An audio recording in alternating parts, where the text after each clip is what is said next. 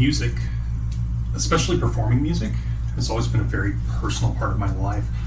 There are thousands of songs that will always bring me back to a different time, a different place, make me shout out loud, sing along, bring me to tears, or just help me process life.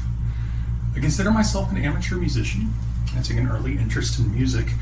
I learned to play the piano when I was 11. I was very excited to join the 6th grade choir, and I looked forward to recorder lessons in music class. I studied music theory for fun.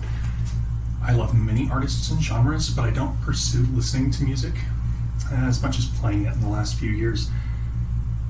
However, there is one band whose music has an early and lasting influence on my life. And not only is it a budding musician, but introduced me to a cultural world of a prior generation, helped me make friends, made me happy, made me sad. Maybe it's cliche, but I'm going to tell you why I love the Beatles. The Beatles' music is so well known, so well loved, that it is now hit to dismiss them. But there is a reason that their music's so pervasive and popular. They were foundational to the counterculture movements of the 60s and 70s. Their music drew from a huge range of influences. Their early work was more rock and pop, later on more psychedelic rock, even a little hard rock in there, Indian music especially. It got a little weird sometimes. They're the most covered band of all time, holding the Guinness World Record for covers of their song Yesterday, for what that's worth. Even if you've never heard any of their recordings, you've definitely heard a cover or a sample of some of their music. They hold the record for best-selling brand. I mean, they're a household name worldwide.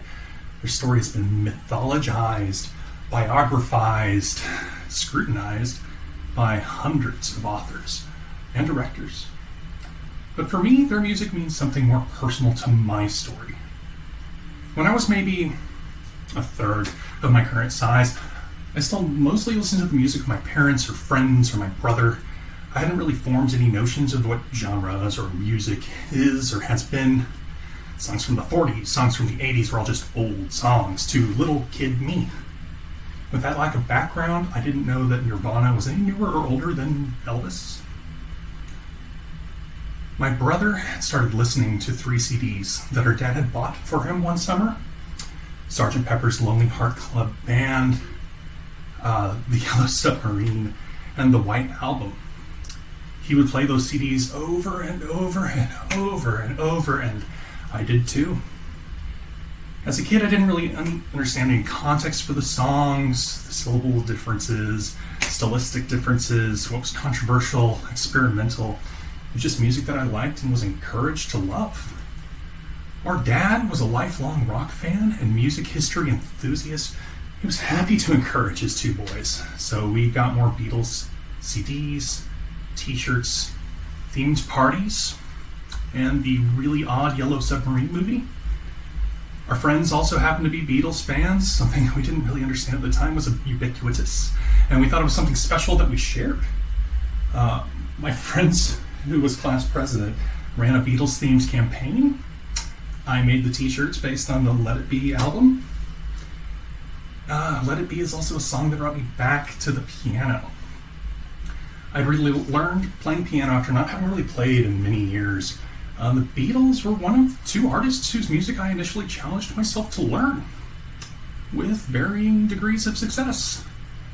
Also dabbled with Blackbird, Yesterday, While My Guitar Gently Weeps, Here Comes the Sun, which I'll have a bit of a pensive sound now that I think about it. I don't have many Beatles songs on my playlist these days, but I still hear them often in my mind from the smallest reminders. So forgive me if I hum a little tune. And always remember the immortal words of John Lennon, I am the walrus.